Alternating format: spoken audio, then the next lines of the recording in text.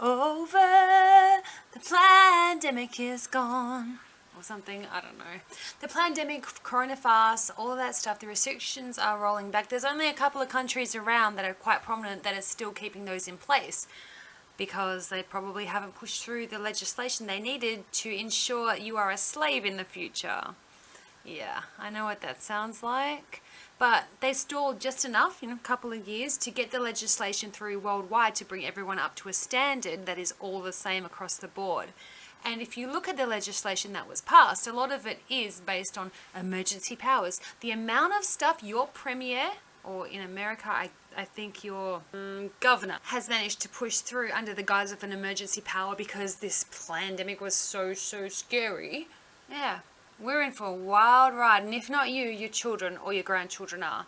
Because like terms and conditions on phone apps, if you actually stop to read them, the way things are worded leaves a lot to the imagination. It's very vague. So, for example, well, you know that I've been on those dating apps. Look at the Mr. Passion series. When you go on a dating app, one of the terms and conditions that you sign away is to say, this app has your permission to access your camera and your microphone. What that is for, obviously, we all kind of agree, okay, I want to take a picture, I want to upload it directly to that app, and that is what that permission is for. However, the way it is worded doesn't specify. So one could argue that down the track, if that dating app wanted to, they could go into your camera, your SD card or whatever while you have the app open, just say, and they could potentially take what they wanted, and that would not be illegal because you are the person that ticked the little box thinking this will help you get dick. In my state, it's not going to help anyone get dick, but apparently it's going to help you get held down against your will and forcibly injected should the need arise. Who deems the need to be arising? Who knows? Whoever is in charge on the day that they launch the next scandemic. And if you think that term is a little bit off with the fairies or conspiratorial, whatever the case may be, just have a look. There are actual articles out there saying we're planning for the next one. I mean, it's the same kind of thing. It's this doublespeak where it sounds like it's nothing, but it could be something. And it got me thinking today about medical exemptions. When they put through that it was going to be mandatory in my state to be able to keep certain jobs, there was apparently an influx of people to their local general practitioners to get exemption forms or to get letters as to why they couldn't get the doses. But in Australia, we have a problem because there is no such thing as a religious exemption. It was removed. And there is no conscientious objection. Australians cannot do that. Sometimes there are forms where you can state if you've had an adverse reaction to a component of a certain shot and you don't want to be able to get that again, you need a variation of it or something.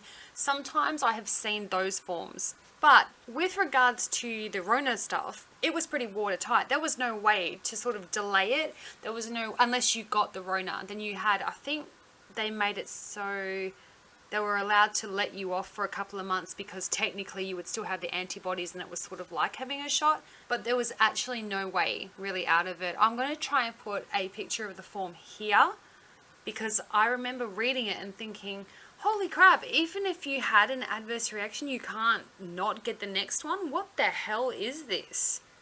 And so when that rule went through and the emergency powers were invoked and the Premier could lock everybody down and make it so you couldn't see your friends or anything, or travel to a certain shop you wanted to go to, or stay up after 11, or stand up while having a beer. I don't know why that, I still don't understand that. When that was happening, there were protests here, and some of the best footage on YouTube of these types of protests was from where I live, from this state and from this country, because it didn't matter to people whether you had the poke or not. It mattered that you should have the freedom to provide for your family, and nobody should be able to take that away from you for a medical choice that you make personally. And that was personal. Some people really were nervous about it. They'd had an adverse reaction to something similar before. Some had reservations because it was an experimental thing using a technology that hadn't really been harnessed or used before, which in my opinion, that's fair enough. That's your own personal choice if you feel that way and that's what you think. Then on top of it, they had a clause where you couldn't have recourse. There was no, like Merck and Vioxx. I believe that they learned from that and they thought we've got to put a clause on this because if there's a class action after, and we are responsible, we're going to have to do a lot of payouts. So they covered their ass. And if you look, Australia does have an injury scheme if you had a shot and you had an adverse event, but it's fuck all money and you have to jump through a lot of hoops to prove that something in fact did happen to you. And I guess it was the cheaper way to go, because if they just let it slide, eventually a lot of people would get together and just hit them with a lawsuit. And ain't nobody's government want to pay billions out to someone that they've injured through poor policy and knee-jerk reactions. So here we are. And I will tell you a little story, because I feel like it today. I know firsthand. I went into a general practitioner's office with someone close to me who has suffered an adverse reaction in the past and whose life has been drastically altered by a different and previous shot they were goaded into taking. Not saying you shouldn't get one. That is not saying you should get one. This is a story that I was there to be involved in. Okay? So here we go, children. Let's go. Gather round. It is story time. So I go with this person to the GP's office. They're freaking out. They're thinking, okay, I want to travel. I need to keep this job. This job is basically all I have. I'm freaking out, but I don't want to go do this thing because I know what it's like to have something hit your bloodstream and there is absolutely nothing you can do about it. It just starts happening. Whatever the reaction is just starts. And so they thought, that's no big deal. I mean, I don't really go anywhere anyway. This should be fine.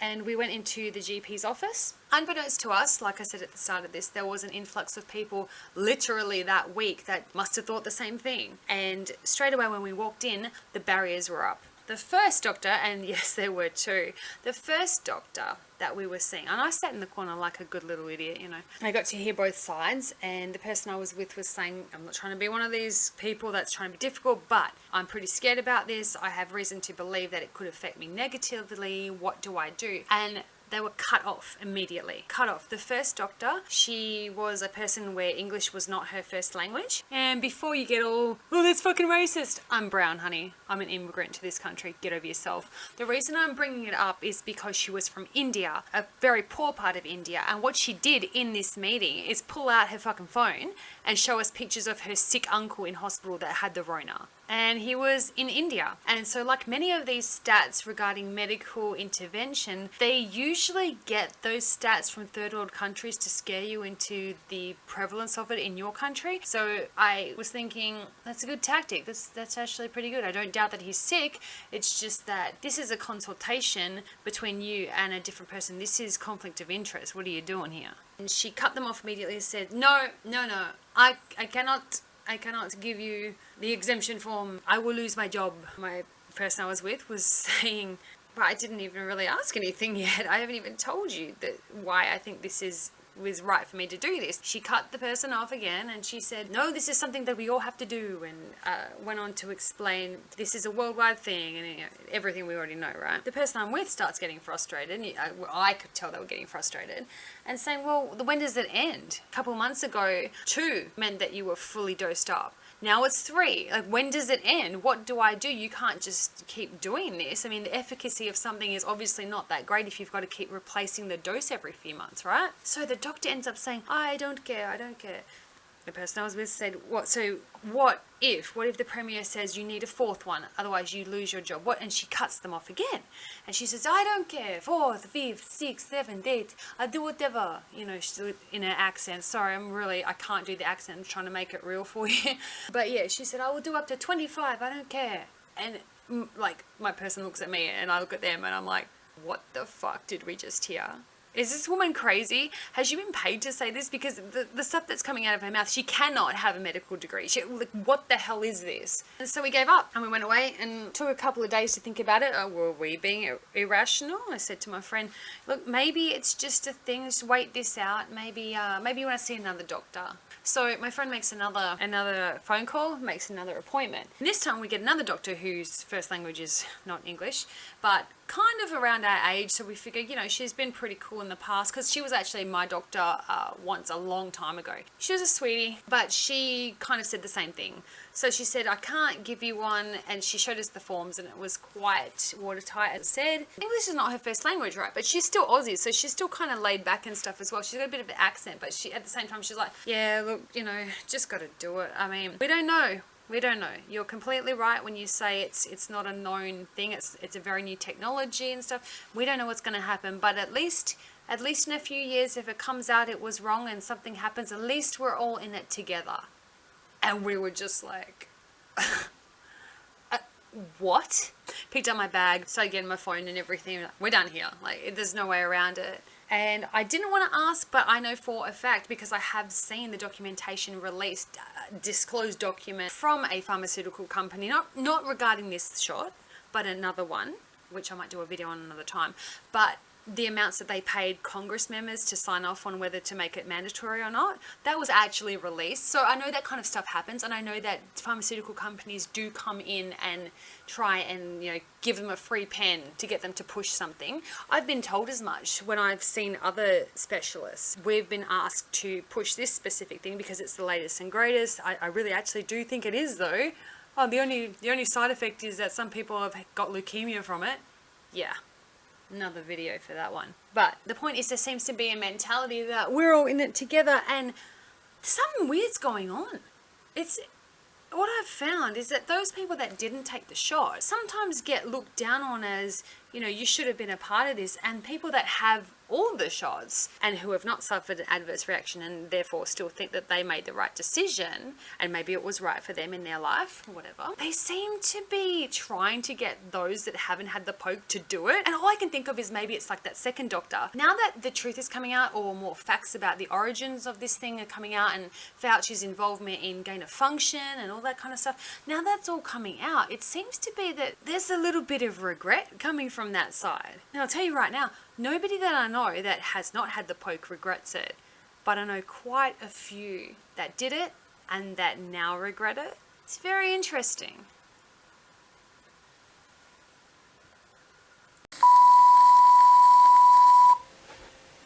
Don't want to be one of those people that's asking you to sub and like, but if you feel like commenting or liking, that would help me out. It'll give me the power to do more of these episodes.